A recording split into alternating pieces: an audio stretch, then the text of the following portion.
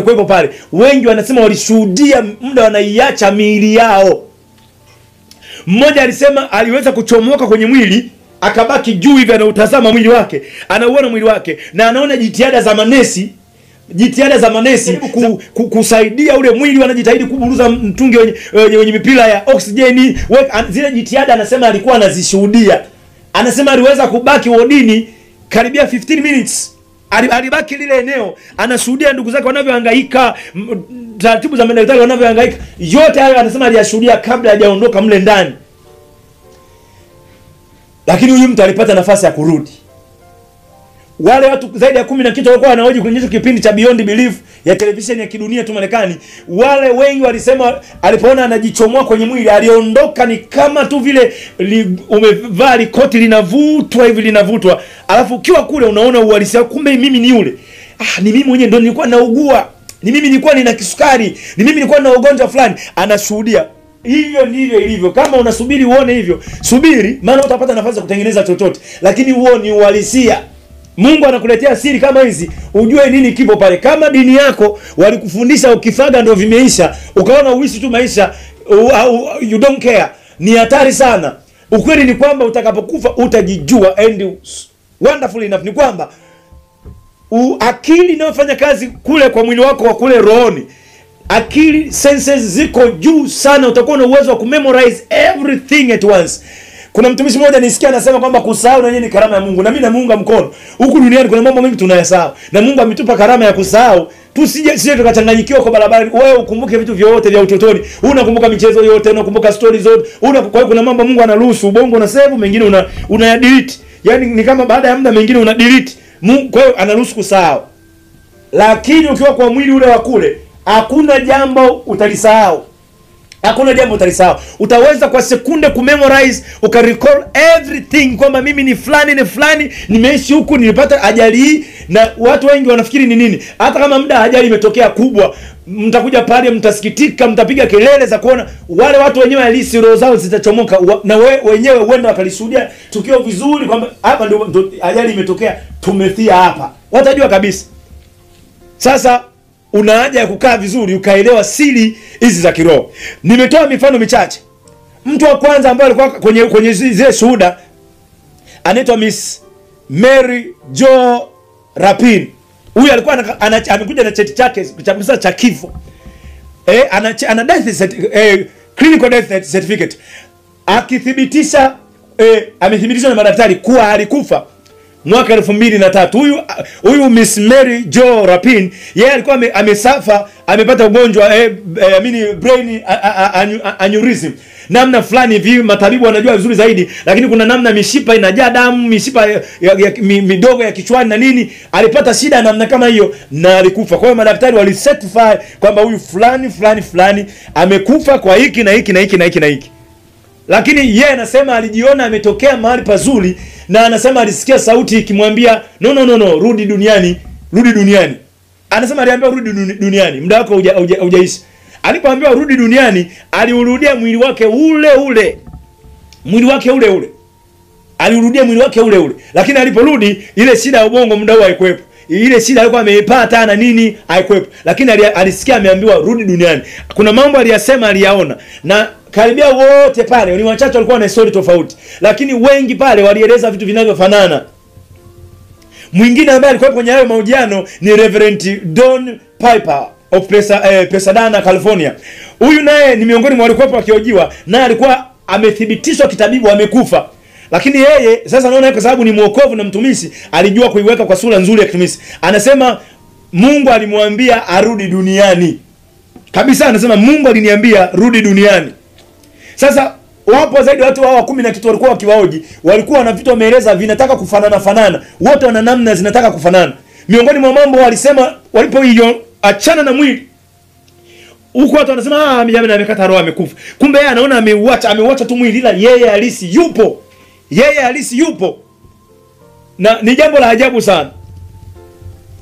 sana. Nimesoma kitabu cha ushuhuda wa George Lennox, kile kinaitwa 48 Hours in Hell. I say ni mambo ya ajabu sana. Hao watu kwa sababu wapo. Hata kama utataka kuamini shuhuda zao, haya sio mbaya, lakini tumia neno la Mungu usikie wanavyoweza kuthibitisha yale walioyaona, wakithibitisha sawa sawa na neno la Mungu.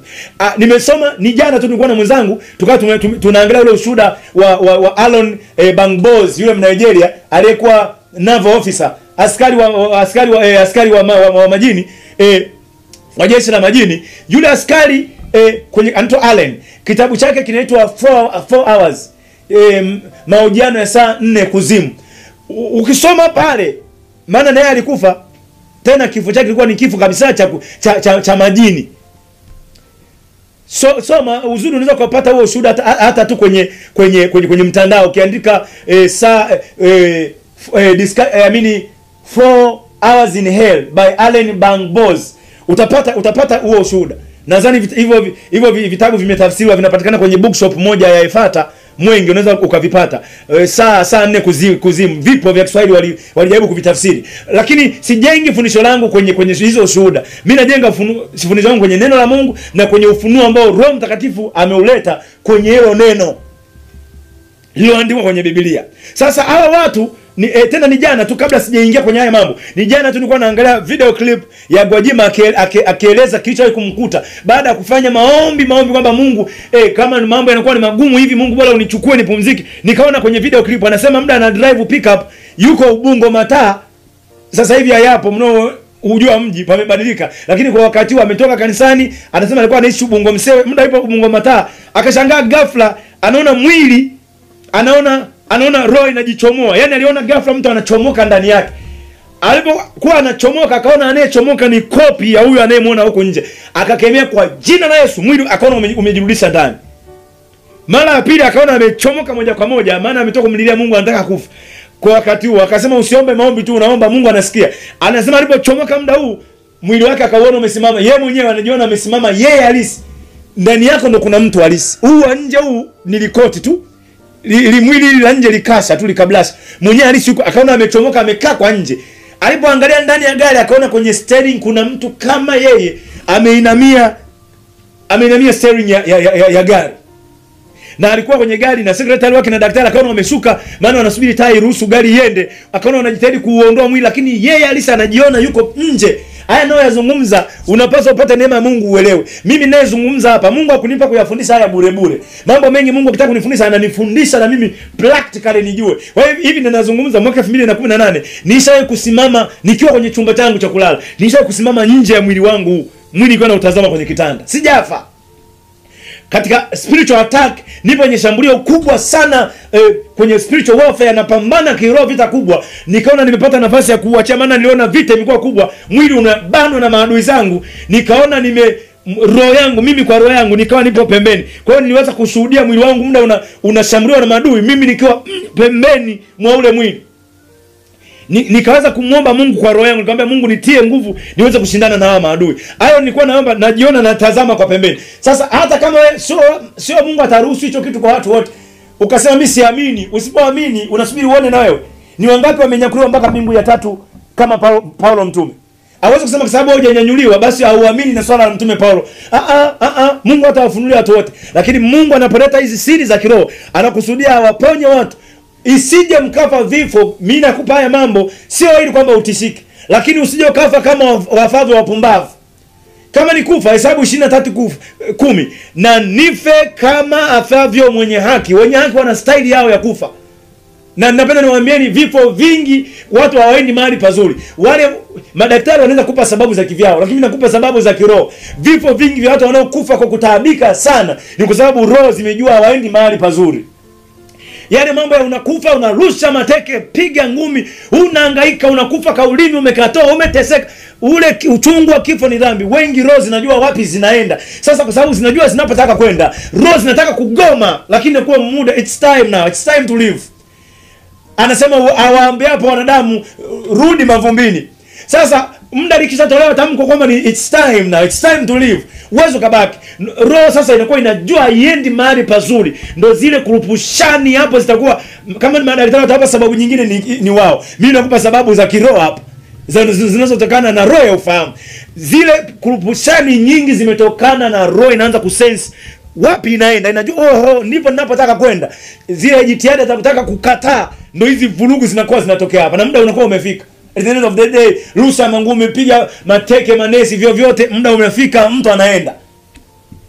Lakini wapo ambao wanaenda mahali pa amani. Nilipewa ushuhuda wa bibi mmoja miaka 80 na kitu, ameishi maisha yake yote anamtukuza Mungu tu. Yaani yeye na maisha kutembea na Bwana, akiamka asubuhi uliozidi sana yake kana ni kitabu cha Tenzi za Rohoni, anambariki tu Bwana. Anasikia tu furaha. Akafika sehemu akaanza muda wake kuondoka umefika. Watoto wanamwambia bibi tukupeleke hospitali. Msinipeleke, muda wangu wa kuondoka umefika wanangu. Yupo tuna amani kabisa.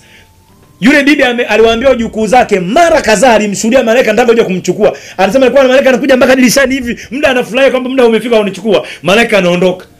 Aliwasimulia wajukuu zake anachokiona kabisa. Na kuna siku alimkuta tu amekaa sitting room.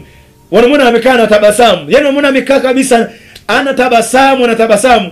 Kumbe ameshakufa. Yaani aliondoka na ile furaha yake ya kuja kutolewa kwenda mbinguni. Aliondoka na ile furaha yake vile. Sasa tabasamu limebaki kama na tabasamu. Kumbe mtu hayupo. Cheki hivi bibi, kumbe mtu hayupo hapo. Vifo vya kuondoka navyo sio wengi wanaondoka navyo. Wengi ni vifo vya ugumu na shida, na wengi wanakuwa wanaanza kusense kwa sio shwari. Ataitisha wachungaji, ataitisha nini? Roho zinakuwa zinajua. Napenda nikwambie roho zinakuwa zinajua. Roho inajua, inaanza kukisense kifo toka mbali sana. Na ndio maana wengi wanasense kifo kwa kuanza kuota ndoto za kuona wafu. Wanaona, yani roho zinaanza kusense ulimwengu inayotaka kuuendea. Kinachofanya mtu anaona hatari kubwa akaweza kuruka umbali ambao hawezagi kuruka, ni roho inakuwa inakiona kifo. Inaweza kaulazimisha mwili ufanye jambo ambalo kwa kawaida huwa haufanyagi. Umemwona simba hapo, kwa kuta umeruka mahali ambapo hauwezagi kuruka. Mtu ambaye ni mzito kabisa, hujajua ameona ajali, hujajua aliwezaje kujichomoa akaruka kwenye dirisha la gari. Roho inakuwa inajua ikiachana na mwili, haina option nyingine. Inajua kuna mahali inapaswa. Roho inakuwa inajua. Roho tu ni kwa sababu tu kwenye mwili, hiyo siri inakuwa imefichwa. Sasa hawa watu walikuwa wakiojua na hiki kituo cha television cha kidunia tu, wengi walikuwa wanaeleza, waliona mambo haya yafuatayo. Wengi pale walikuwa na jambo lilikuwa ni common. Uwepo wa nuru angavu sana mara roho inapotoka kwenye mwili. Wala waliojua pale kwenye kituo cha TV, wengi walizungumzia hicho kitu kwamba ghafla muda natoka, nikaona nipo kwenye nuru, niliona nuru kabisa, vinuru angavu sana. Wengi pale walikuwa wamezungumzia hicho kitu. Wengi katika wale waliokuwa pale walizungumzia uwepo wa malaika wanaowachukua na kuwapeleka mahali unapoelekea. Hata ushuhuda, kwa sababu ni video clip ipo hata YouTube hii ya Gwajima akizungumzia mambo haya. Nimeona yeye alipochomoka tu akiwa nje ya gari yake na mwili anaoona umeegemea pale, anasema alimuona huko malaika, alimuona mtu mwingine huko nje. Akamwambia yule anayefanana na mimi ni nani? Akamwambia yule ni mwili wako, ni mwili wako, yule ni mwili tu, ni vazi nilikasha tu la kutembea nao duniani. Wewe halisi ni huyu. Akasema kikifanyika hivyo ndivyo mnavyosema wanadamu kwamba amefariki, lakini kinachotokea ndio hichi. Sikuletea ushuhuda huo uamini huo. Tuendelee na somo letu. Lakini kwa sababu yapo, Mungu hata kumfunulia kila mtu, Mungu anakupa neema ya kujua hizi siri. Wengi pale walielezea huo uwepo wa malaika wanaochukua kuwapeleka mahali fulani. Wengi walielezea jambo la tatu, walielezea swala la mahali pazuri, a very beautiful place. Hiyo ni jambo ambalo lilielezewa na watu wengi waliohoji kwenye hicho kipindi. Kuna mahali pazuri walipelekwa.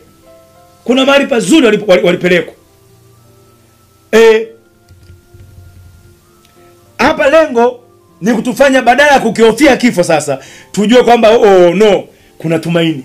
Siku nimezidiwa sana na najua ninaondoka, nitaishi kwa matumaini. Nitakaa kwa matumaini. Matendo ya Mitume 2:26. Yaani haya nakwambia ili usije ukaka, na ndio maana tupasi kuhuzunika sana juu ya ndugu zetu waliotutangulia kwa Bwana. Kwa sababu ndio maana ndio nasema heri wafu wafao katika Bwana tangu sasa. Umekufa hapa katika Bwana, hakuna cha kujutiwa. Hata kama kibinadamu kuna muda unaweza kidogo ukahuzunika, ukasikia vimachozi, lakini kwani kwamba kama mtu amekufa katika Bwana hakuna hata jambo la kujutiwa hapa. Lakini sehemu kubwa ya wanaokufa, wengi wanakufa wakiwa hapo katika hali nzuri na Mungu, na kwa sababu hiyo hawaendi mahali pazuri.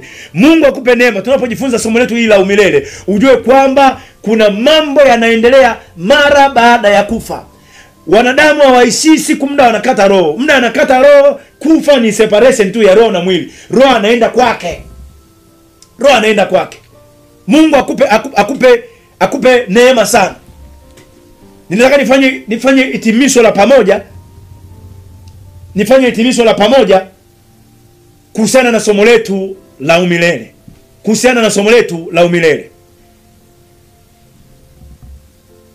wanadamu ndio viumbe viko complex. Mungu alikusudia wanadamu alipowaumba, aliwaumba wanadamu kwa kusudio moja la kumwabudu. Anasema watu niliojiumbia, Isaya 43:21, wapate kuzitangaza sifa zangu. Purpose kubwa ya kuumba kwa wanadamu ni kuoffer worship, kumtolea Mungu ibada. Kama kutakuwa na maswala mengine yoyote kwa wakati tunaendelea hapa duniani, unajua hata maswala mengine yanaendelea ni kwa sababu ya lile anguko la mwanadamu likaleta na mambo mengine mengi. Mungu anatambua kwamba unapaswa kufanya kazi. Kabisa ndio maana Timotheo, Biblia inasema kwenye Wathesalonike wa pili 3:10 kwamba asiyefanya kazi na asili. Kwa hiyo hayo yapo, Mungu anajua unapaswa kufanya kazi. Zaburi 104:23 inasema mwanadamu atoka na kwenda zake kazini na katika utumishi wake hata jioni, hata mpaka jioni. Swala la kuondoka kwenda kazini, Mungu hayo anayajua unapaswa uyafanye uwapo katika mwili huu. Lakini usisahau swala la umilele. Unafanya kazi, uwe na wakati kwa ajili ya Mungu. Unafanya mambo mengine yote, usisahau uwe na wakati wa Mungu. Wala usiseme utayakumbuka hayo mambo baada ya kustaafu kazi una miaka 60 ndio uanze kutengeneza mambo. It will be too late. Wakati ni sasa. Isi ujue kwamba wengi kwa kusubiria kama kuna wakati watafanya, kifo kikawakuta kwa ghafla. Kifo sio jambo la taarifa nyingi. Wengi wamekutwa na kifo kwa ghafla. Kama mtu alipata nafasi ya kuugua taratibu sana, mkamunguza miezi 4 ndo akafa, sio watoto wataondoka kwa njia hiyo. Wanaokufa kwa ghafla ni wengi zaidi. Sasa weka mambo yako sawa na Mungu, weka sawa mambo ya nyumba yako. Ndilo neno linalosema kwenye Isaya 38:1b. Isaya mwana wa Amozi anamwambia Ezekia mfalme, tengeneza, put your house in order. Kwa sababu utapona, utakufa, upo kitandani utakufa, huo ugonjwa utakuondoa. Kwa hiyo watu wanapaswa wafahamu hivyo na siri za umilele. Mungu amenipa neema kujua siri nyingi za kuhusu mambo ya umilele. Swala kwenye hili somo langu, kwa sababu nimeweka link hapa ambayo sasa mtazamaji uweze kuipata. Link ipo kwenye mfumo wa URL, lakini utaipata notes, utaweza kuclick. Lakini kwa mwingine, jaribu kufuatilia somo hili kwa njia ifuatavyo. Nenda YouTube, andika a Buddhist monk visits hell. Huyo ni kuhani wa Kipriest, kuhani wa Kibudha, alikufa akaenda kuzimu. Lakini huyu alipata nafasi ya kurudi. Nimesema hapo kwamba sio watu wote wanapata hiki kitu, hatujengei fundisho hapo la msingi. Hata tunaanza doctrine kwa sababu mwanadamu amewekewa mmoja kufa, baada ya kufa ni hukumu. Kwa hiyo hakuwezi kuwekewa fundisho la msingi la Biblia kwa cases zinazotokea chacha. Lakini kama watu wenye ufahamu, lazima hata hizo tuwe na namna ya kuzijibia. Lazima uwe na namna ya kujibu kwa habari ya tumaini lako. Uwezo kukaa mkao hamna majibu. Petro wa kwanza 3:15, lazima kila uwe tayari kujibu kwa habari tunaamini nini katika hayo. Sasa huyu ni Budha ni kuhani wa Kibudha. Alianza kutumikia dini yake ya Budha akiwa na miaka 3. Alisha asikii mambo ya Ukristo. Yeye ni mtu kwenye kukaa kwenye Buddhist temples. Anakaa kwenye mahekalu ya Kibudha. Anajua Ubudha, tunajui kitu kingine. A man from Thailand. Sasa usizani watoto wameshasikia habari za Yesu. Ndio maana mnapaswa kuendelea kuhubiri injili kwa nguvu. Sasa huyu Budha, huyu Buddhist kuhani, kwa sababu ameanza kutumikia dini yake, kutumikia Ubudha ana miaka 3. Akiwa mtu mzima aliwahi kuugua, alipougua akafa. Sasa huyu alipata nafasi. Nenda tu YouTube, andika, sikiliza. Uwezo ukawa unasema utaki kuamini, uamini kila kitu. Unaruhusiwa kusikiliza wa kujifunza, sio kwamba lazima uamini. Ila wenye ufahamu wa roho wanajua. Mtu wa roho anajua kila kitu. Yaani cha uongo atakijua, ndivyo neno linavyosema kwenye Wakorintho kwanza 2:14-15. Mimi siogopi kusoma ushuhuda, siogopi kuangalia video ya mtu anasema sisi nilichukua. Mimi naangalia vya uongo. Mtu wa roho anajua kila, anajua. Kwa hata huyu nilimsikiliza, anasema kwamba amerudi na ujumbe kwa Budha kwamba jamani, there is a way. Iko njia. Kumbuka Yesu Kristo ndio hiyo njia yenyewe. Anasema mimi ndimi njia, kweli na uzima. Yohana 14. Sasa Yesu ndo njia, yeye ndo njia yenyewe. Huyu amekufa katika Ubudha, haikumfanya afikiriwe kwamba jamani huyu hakuwahi kupata nafasi, amezaliwa na miaka 3 amekulia huko. Hiyo sio nafasi ya kuepuka mahali pabaya baada ya kufa. Huyu kuhani amekuja na ujumbe, anasema jamani, iko njia. Hiyo njia ni Yesu, kwa sababu yeye alipata nafasi ya kurudi baada ya siku 3 tangu afariki. Hakuwa bado amezikwa, lakini alipata nafasi ya kurudi na kuambia jamani, kama kuna kitu kimetaja something like hell, hiyo sehemu iko, and I visited the place. Muda huko mnaona nimekufa, mnaona mimi nilitembelea kuzimu. Kwa hiyo kumbe kuna mahali hapa. Kuna watu wachache nimeona wanababaisha, anasema kuzimu ni idea tu, kuzimu ni kaburi na nini. Mungu akusaidie sana. Usikae pamoja na definition hizo za sure kwamba ni kuzimu na nini. Pako mahali panaitwa kuzimu. Usimzani Yesu alikuwa anasema kwamba akiwa huko kuzimu, Luka 16:29. Usizani alikuwa anazungumzia wakiwa kaburini walifanya huo mjadala. Kuzimu kama